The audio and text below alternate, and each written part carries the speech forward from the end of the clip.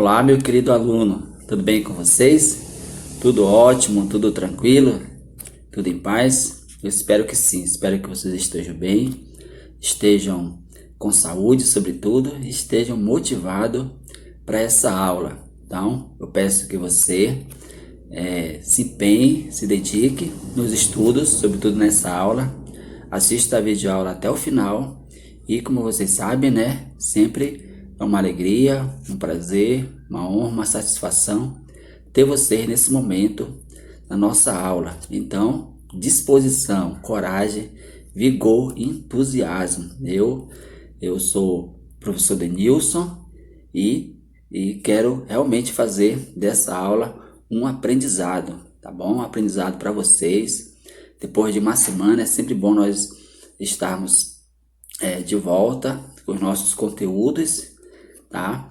E como sempre digo para vocês e peço novamente, coragem, entusiasmo, confie no seu potencial, confie em você mesmo, pois você é uma pessoa capaz. Também confie na graça, na presença de Deus na sua vida, né? Deus é a nossa força maior, Ele nos direciona, Ele nos dá força, nos dá coragem, nos protege. Portanto, tenha fé, tenha esperança em Deus e acredite que Ele é uma presença constante na sua vida. Então, sinta a presença de Deus na sua vida, nas suas atividades, nos seus trabalhos, porque Deus, se você acreditar, se você confiar, Ele de fato vai fazer a diferença na sua vida. Então, coragem, entusiasmo, assista a aula até o final, e peço a você, meu caro aluno, minha cara aluna, você que ainda não veio para a aula presencial, eu faço convite de uma forma muito pessoal. Então, se você estar bem, sua família estar bem, está tudo em paz com vocês em relação à saúde, então você está sendo convidado a vir para a aula presencial. Estamos abertos, disponíveis para lhe acolher e acolher de uma forma muito carinhosa. Você está fazendo falta aqui na escola, certo, alunos?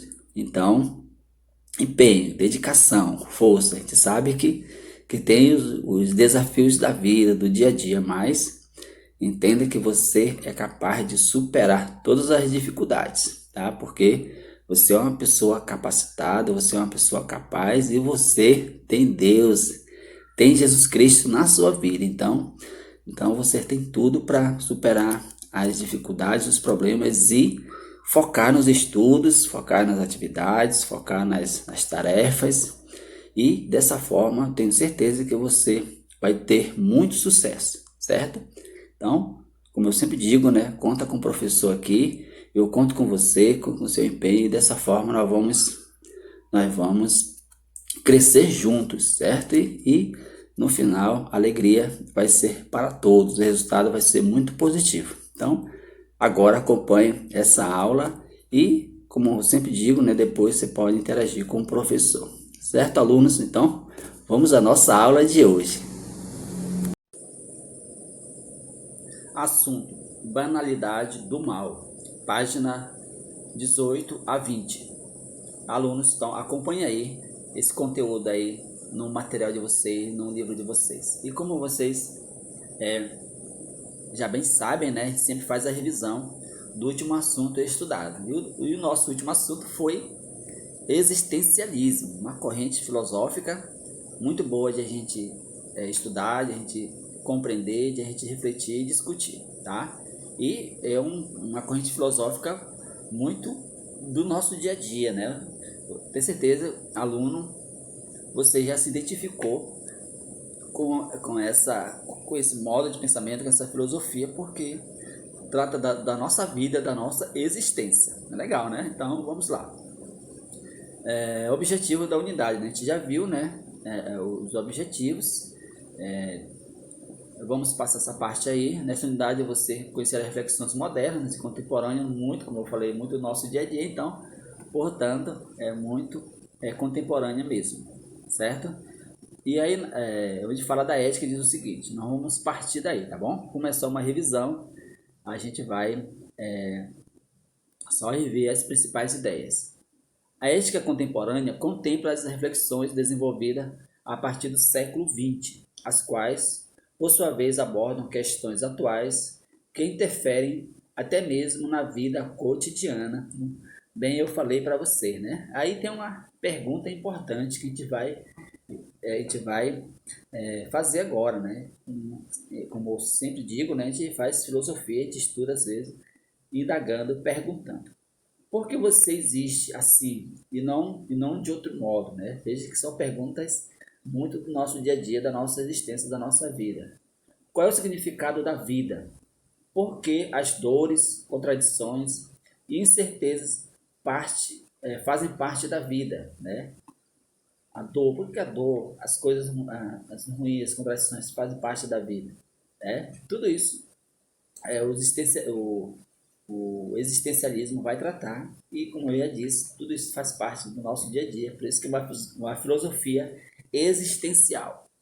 O existencialismo surgiu na primeira metade do século XX e investiga o sentido da existência humana. Então, se você não tem a possibilidade de destacar no seu material, faça isso.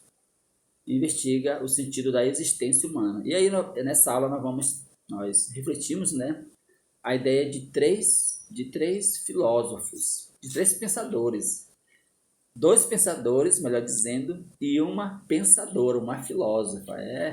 Então a gente vai ver a filosofia de Sartre, a filosofia de Heidegger e a filosofia da filósofa Simone de Beauvoir. Então, atenção aí para esse detalhe. Vamos lá, turma. O filósofo Jean-Paul Sartre tornou-se um dos principais representantes do pensamento existencialista. Ele afirmava que o existencialismo é humanismo. Então é uma obra dele, uma obra muito boa de ler, viu, alunos? Se você tiver interesse, você pode adquirir essa obra aí através da internet. É uma obra muito boa de ler, é uma obra pequena, mas vale a pena, viu? Ou seja, uma corrente de pensamento que privilegia o ser humano, ao reconhecer sua natureza específica, marcada pela finitude, mas também pela liberdade. Então, dois detalhes importantes aí da existência humana. A nossa vida é marcada pela finitude. Existimos, tá? E um dia nós vamos deixar de existir. Então, quer queira ou não, um dia nós vamos morrer. Então, a reflexão no pensamento de Sartre já começa por aí, né? A nossa vida é marcada pela finitude.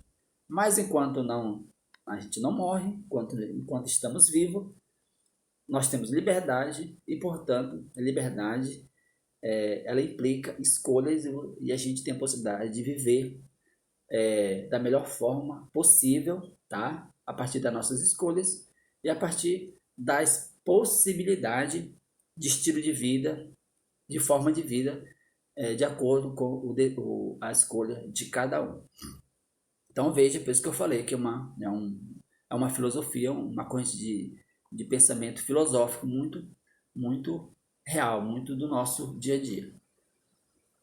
O humano, o único ser livre. Então, veja só, Sartre, na visão dele, só o ser humano é livre.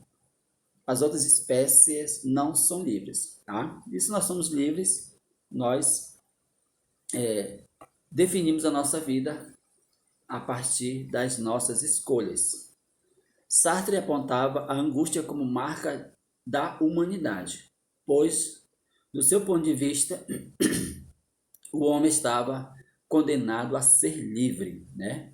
Professor, como assim condenado a ser livre? De fato é isso mesmo, na visão de Sartre é isso mesmo. O ser humano, ele apontava angústia no sentido de nós estarmos condenados a ser livre. Então, na visão dele, nós não temos a escolha, a possibilidade de não escolher, de não ser livre. Como assim? Você diz assim, professor, não vou participar dessa brincadeira, não vou participar dessa dinâmica, tá? Muito bem. a sua não escolha já é uma escolha, certo? Você não pode escolher a não participar, porque a sua não escolha já é uma escolha, tá? Por isso que ele disse que você está condenado a ser. Você não tem possibilidade de não ser livre, porque em qualquer circunstância você está sendo livre, porque tudo implica escolha, né? Então, é dessa forma que a gente vai entender essa expressão dele. O filósofo considerava um sinal de má fé a atitude daqueles que renunciavam à própria liberdade à responsabilidade, buscando desculpas desculpas em causas exteriores para justificar o que fizeram a si mesmos, ou negando o impacto de suas escolhas sobre o restante da humanidade. Olha o que ele vai falar aí da má fé. Você não pode culpar as pessoas pelas escolhas que você faz, pela sua vida, tá? Então, se você fizer isso na visão de Sartre, você está agindo de má fé. Você não está sendo responsável consigo mesmo. Você faz suas escolhas, você assume suas consequências delas, né? Das suas escolhas. Então, se você, aquela ideia, eu fiz isso porque minha mãe, meu pai, meu professor, meu colega, você está agindo de má fé, porque se você faz, você deverá ser responsável, não culpar os outros pelas suas escolhas, tá? Então, detalhe aí para esse pensamento de Sartre. E vamos falar agora da Simone de Beauvoir, tá? Abordou temas centrais do existencialismo em obras literárias e anseios filosóficos. Defendeu a independência e a afirmação da intelectualidade das mulheres e recusou-se a seguir os padrões impostos à mulher de seu tempo. Então, é uma filósofa que rompeu com a tradição, né? Rompeu com a tradição. Olha o que diz aí. Sua obra, O Segundo Sexo, é considerada o marco do movimento feminista. Muito boa esse detalhe aí. A filósofa afirmava que a construção de uma identidade feminina, então, atenção para esses detalhes aí, alunos, marquem aí esse texto aí. A identidade feminina não era uma questão de aprendizagem e assimilação de padrões culturais tradicionalmente considerados ou impostos às mulheres. Associava essa construção à liberdade, afirmando que ela apenas poderia acontecer por intermédio de escolhas livremente realizadas pelas próprias mulheres. Por esse motivo, seu pensamento pode ser classificado como feminismo existencialista. Então tá aí, Simone exaltando que as mulheres de fato elas elas podem construir a sua identidade a partir da escolha que elas têm e não a partir da tradição e da cultura e assim por diante, tá? Então veja aí como ela valorizando a, a questão feminina, um dado muito importante, de fato, as pessoas têm que ser livre para construir a sua própria existência a partir das suas escolhas, tá? Agora vamos refletir sobre Martin Heidegger, tá bom? Acompanhe aí com atenção. Em seus textos, Heidegger raramente usava a palavra homem ou a expressão ser humano. Em vez disso, empregava o termo alemão Dasein, tá? Aluno, se você não destacou esse texto aí no seu livro, por favor, destaque atenção, porque é um termo muito importante, que permanece inalterado em algumas edições em língua portuguesa e em outras. É traduzido como ser aí. Então, Dasein, ou ser humano, é um ser aí.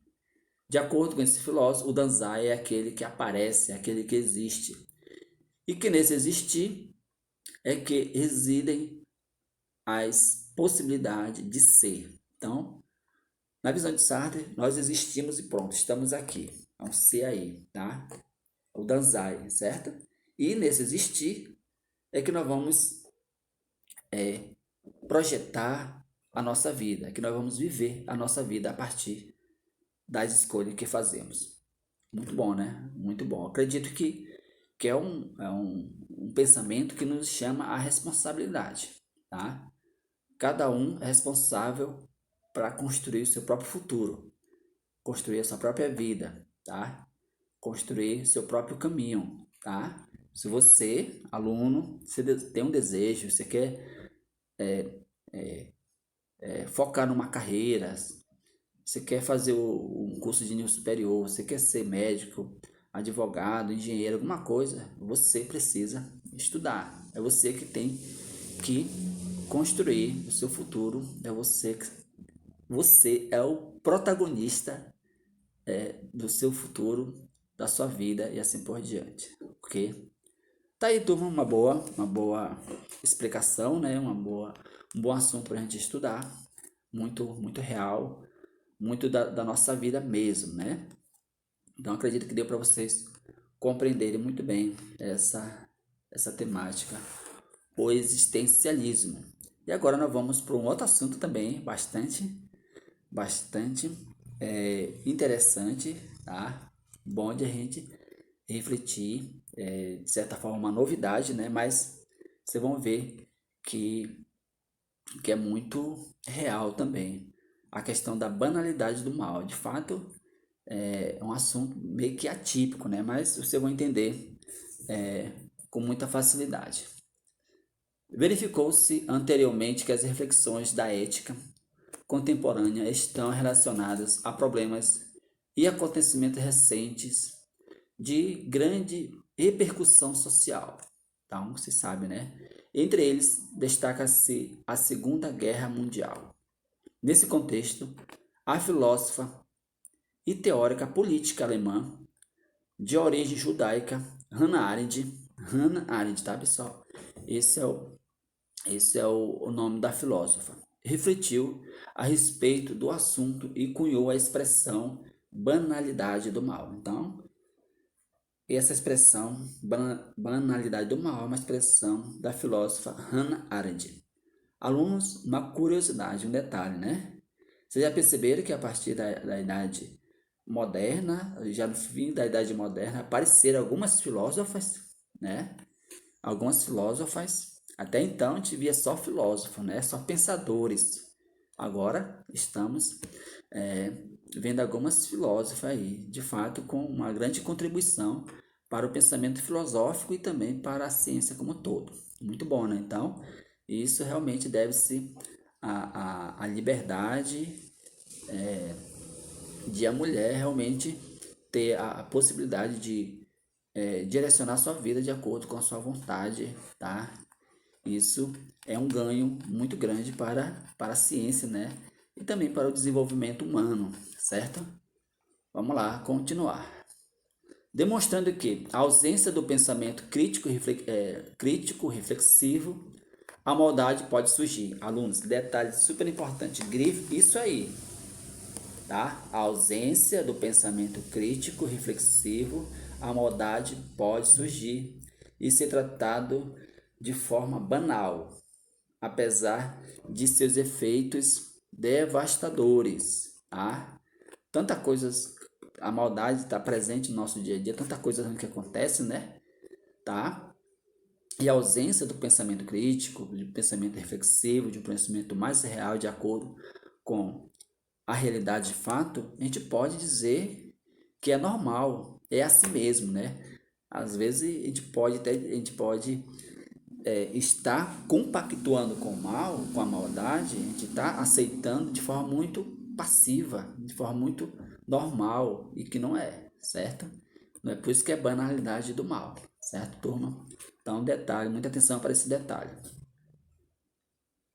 Essa reflexão teve como ponto de partida as análises testemunhais do julgamento de Adolf Otto, que ocorreu em Jerusalém em 1961. Ele era o chefe da seção de assuntos judeus do Departamento de Segurança alemão sob o governo de Hitler. Então, a gente vai, para fundamentar essa questão da banalidade do mal, a gente vai voltar um pouco à história e ver um fato aí, tá? Ver um fato e acompanhe aí que vocês vão entender muito bem, tá? Sobre o governo de Hitler. Então, só para você entender um pouco do contexto, tá? Julgado por enviar centenas de milhares de judeus para a morte nos campos de concentração nazistas. Foi condenado à morte pelo tribunal israelense e executado em 1962. Fato, né? Agora vamos aos detalhes, tá? Entretanto, durante todo o seu longo julgamento, mostrou-se um homem comum que prezava o cumprimento de seus valores como funcionário. Olha só, gente, tá? Uma pessoa, durante todo o julgamento, durante todo o seu julgamento, mostrou-se um homem comum, normal, né? Nada demais, que prezava o cumprimento de seus deveres, detalhe para os deveres, como funcionário, e não nutria ódio pessoal contra os judeus. Ué, mas por que ele fez isso? Tá? Porque ele era um funcionário. E como funcionário tinha algumas obrigações e alguns deveres. Detalhe, atenção para esse detalhe. Suas ações criminosas não eram deliberadas ou intencionais. Como assim, professor?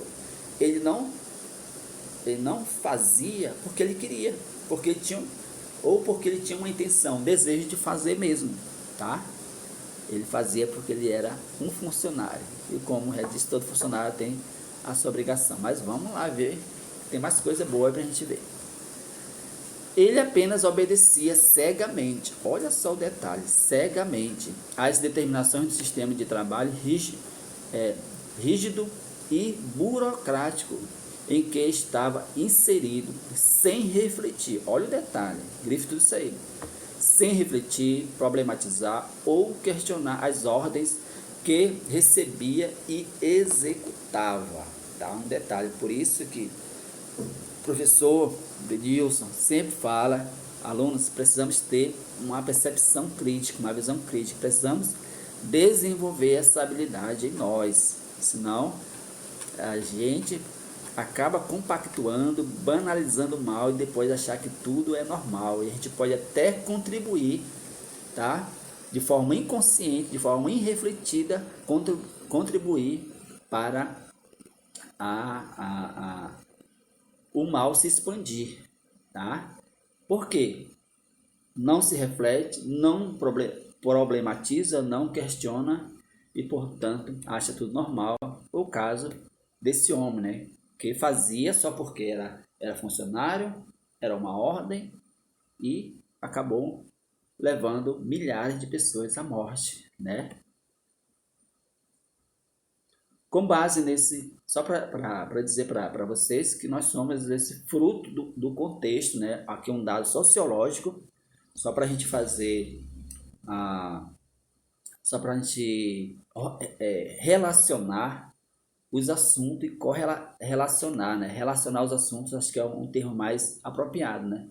Só para nós relacionar o assunto que a gente estuda na sociologia, que o ser humano ele é fruto do meio, ele é fruto de um contexto, porém as nossas ações não podem ser determinadas, tá? Não é porque a gente é de uma cultura, de uma família, de um jeito que a gente vai ser sempre daquele jeito. Não, a gente pode romper, tá? O ser humano tem essa capacidade de romper com aquilo que não ajuda, com aquilo que é mal, com aquilo que pode ser prejudicial à nossa vida. Legal, né? Então, atenção para esse detalhe. Com base nessas análises, Hannah Arendt ressaltou que, em seus depoimentos, Adolf Otto não se revelou um monstro, apesar de seus crimes serem monstruosos, a ele ser responsável por inúmeras mortes. Segundo ela, né, a visão de Hannah Arendt, Segundo ela, seu exemplo servia para mostrar que ações cruéis e violentas podem ser cometidas por seres humanos comuns, tá? Comuns. Quando eles deixam de exercer a capacidade de pensar, tá? Foi o que aconteceu com Adolf Hitler. Deixou de exercer a capacidade de pensar, ignorando as consequências e as implicações éticas de seus atos. Agir assim, abrindo mão do pensamento, viu só? Agir assim, abrindo mão do pensamento, é banalizar o mal, apesar de seus graves efeitos sobre as pessoas, tá? Não podemos banalizar o mal, ok? Hannah Arendt nos levou a refletir sobre o fato de que não podemos, em nenhuma hipótese, abdicar de nossa capacidade de pensar. Não podemos, nunca, jamais, de analisar, de refletir sobre as implicações éticas de nossas ações, mesmo as mais simples e cotidianas. Em outras palavras, em tudo que formos fazer, precisamos exercitar nossa capacidade de pensar, de refletir e analisar. Certo, alunos? Quando não há pensamento crítico, reflexão ou mesmo curiosidade de conhecer outros pontos de vista e interpretações de mundo, a interpretação de um grupo se impõe em nome dos respectivos interesses, mesmo que resulte em práticas antiéticas. Nesse contexto, vale lembrar que a filosofia possibilita o exercício do pensar e da reflexão, o que mostra a grande relevância dessa disciplina. Então tá aí, pessoal, tá? Se você queria mais um motivo para estudar filosofia, tá aí uma boa orientação, já afirmando e reafirmando que o pensamento crítico, o pensamento reflexivo, a curiosidade precisa fazer parte do nosso dia a dia. Portanto, a filosofia também faz parte do nosso dia a dia e a gente, mais do que nunca, numa sociedade como a nossa, plural e complexa, precisamos exercer o nosso ser filosófico, porque o ser humano ele é filósofo por natureza, certo? Precisamos exercer essa capacidade de sermos de fato filósofos no dia a dia, que é para fazer as melhores escolhas, as escolhas éticas, as escolhas que vão ser positivas e que vai fazer o bem para todos, tá?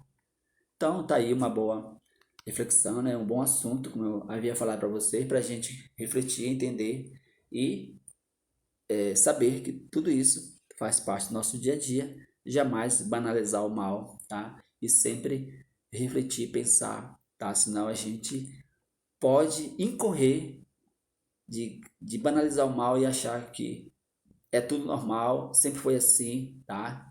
Falta mais pensamento crítico e reflexivo. Alunos, fico por aqui, foi um prazer, uma alegria. Espero ter de fato contribuído para a compreensão dessa temática, certo? Até a próxima, um grande abraço do professor Denilson e muito obrigado pela atenção.